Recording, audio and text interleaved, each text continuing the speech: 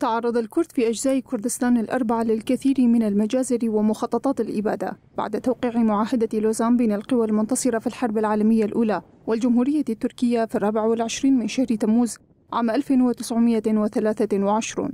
أحدى تلك المجازر هي المجزرة التي ارتكبتها القوى التي تسعى لاستكمال معاهدة لوزان بحق الكرد في قرية تلحاصل وبلدة تلعران اللتان تتبعان لمنطقة السفيرة جنوب شرق مدينة حلب. ارتكبت المجزرة نحو 30 مجموعة مرتزقة، في مقدمتها جبهة النصرة وبدعم من مرتزقة داعش وفصائل تابعة لما يسمى بمجلس حلب العسكري. في البداية دافع الأهالي عن أنفسهم واشتبكوا مع المجموعات المرتزقة وأوقعوا قتلى في صفوفهم. أما في اليوم الثاني فاضطر قسم كبير من الأهالي للخروج من تلحاصل وتلعران بعدما قتلت المجموعات المرتزقة أكثر من 30 مواطنا بينهم أطفال ونساء، كما اختطفت الآلاف بحسب خالد أيو عضو حركة المجتمع الديمقراطي.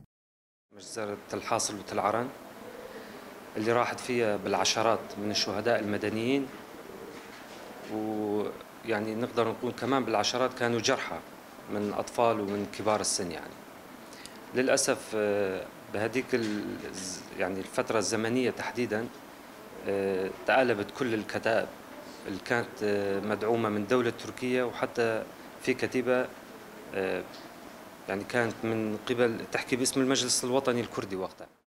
مع غياب إحصائيات رسمية عن عدد ضحايا المجزرة، يتوقع أن يكون عدد الضحايا قد فاق 100 وفق الأرقام التي ذكرها ناجون من المجزرة، لكن المؤكد هو أن أي جهة حقوقية دولية لم تدرج تلك المجزرة على جدول أعمالها، ولم تقدم على أي خطوة لمحاسبة مرتكبي المجزرة والجهات التي وقفت خلفهم.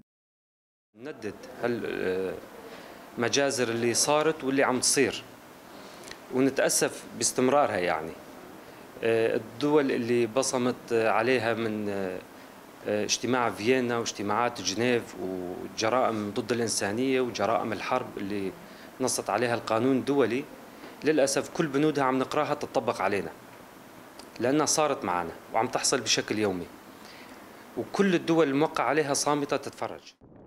بعد نحو 4 أشهر من المجزرة، هاجمت قوات حكومة دمشق تلحاصل وتلعران بالبراميل المتفجرة، ما تسبب بفقدان عدد كبير من المدنيين لحياتهم وتدمير هائل.